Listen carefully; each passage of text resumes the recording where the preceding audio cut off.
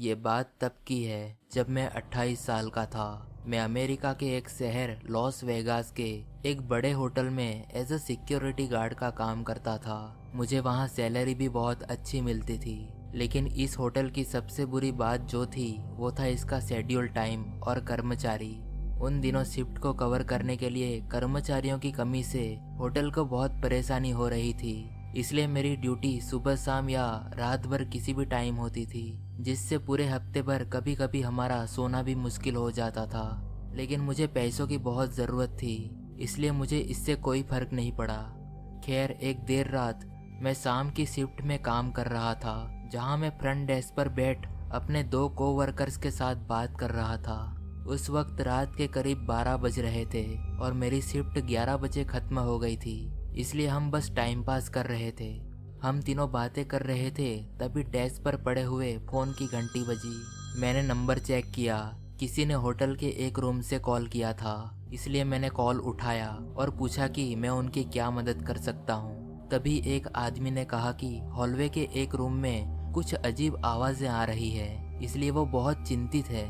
मैंने उससे पूछा कि तुम कहना क्या चाहते हो, और उसने मुझे जल्दी ऊपर आने के लिए कहा, क्योंकि वो बहुत घबराया हुआ था। मैंने फ़ोन पर रूम नंबर चेक किया, फिर उससे कहा कि मैं जितनी जल्दी हो सके सिक्योरिटी भेजूंगा। जब मैंने फ़ोन नीचे रखा तो मैंने जल्दी से अपने कोवर्कर्स को इसके बारे में बताया। फिर मैं लिफ्ट की तरफ गया और सेकंड फ्लोर पर गया।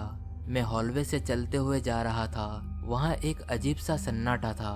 मैं वहाँ पहुँचा, लेकिन उस आदमी ने जैसा कहा था वहाँ वैसा कुछ भी नहीं था, क्योंकि उस फ्लोर पर कहीं से भी किसी तरह की कोई आवाज़ नहीं आ रही थी।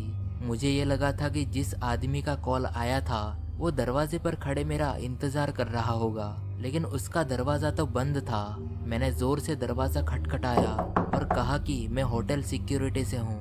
मुझे रूम से कोई हलचल या किसी भी तरह की कोई आवाज़ नहीं सुनाई दी, और 1 मिनट तक कोई जवाब ना मिलने के बाद मैं हॉलवे की तरफ जा रहा था। तभी मुझे कुछ हलचल सुनाई दी। मैं वापस उस रूम की तरफ गया और दरवाज़ा खटखटाने लगा। कुछ ही देर बाद मेरे पीछे के रूम का दरवाज़ा खुला और वो एक बूढ़ी औरत थी। उन्होंने मुझसे पूछा कि क्या तुम सिक्योरिटी से हो? मैंने कहा हाँ, और मैंने पूछा कि क्या आपको इस रूम से आने वाली कोई अजीब आवाज़ के बारे में कुछ पता है? जिस पर उन्होंने जवाब दिया कि मैंने कुछ मिनट पहले हॉलवे से तेज आवाज़ सुनी थी, जो बहुत ही अजीब थी। उनकी आवाज़ और चेहरे के एक्सप्रेशन से वो सचमुच डरी हुई लग रही थी, इसलिए मैं थोड़ा नर्वस था। मैंने वहीं खड़े रहकर नीचे फ्रंट डेस्क पर कॉल लगाया और मेरे कोवर्कर्स से कहा कि उस रूम में फिर से कॉल लगाओ और देखो, अगर वो कॉल उठाए तो मुझे बताना। थोड़ी देर बाद उन्होंने कहा कि किसी ने भी कॉल नहीं उठाया। मैं थोड़ी देर के लिए वहां खड़ा होकर सोचने की कोशिश कर रहा था कि आखिर इसका क्या किया जाए। मैंने वापस उसे कॉल करके कहा कि ये चेक करो कि इस रूम में कौन रह रहा है। थोड़ी देर इंतजार करने के बाद उसने कहा कि आज रात इस रूम को किसी ने भी बुक नहीं किया है। मैं चौंक गया। मैंने अपना सिक्योरिटी की कार्ड निकाला और दरवाज़ा खोल दिया। मैं अंदर गया और देखने पर रूम तो एकदम साफ सुथरा लग रहा था। मैंने हर कोने की तलाशी ली, लेकिन मुझे कुछ भी नहीं मिला। लेकिन फिर मैं फ़ोन के पास गया। मैंने इसे पलट के उस पर लिखे सीरियल नंबर ले लिए।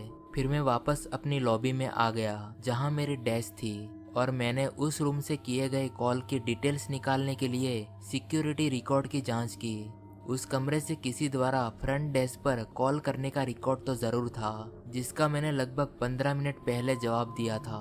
होटल सिक्योरिटी में कॉल रिकॉर्ड नहीं हुआ था, इसलिए मैं सिर्फ इतना सोच सकता था कि शायद उस खाली रूम में कोई चोरी छुपे रह रहा था। यह आने वाले दिनों में एक बड़ी इन्वेस्टिगेशन का मामला बन गया।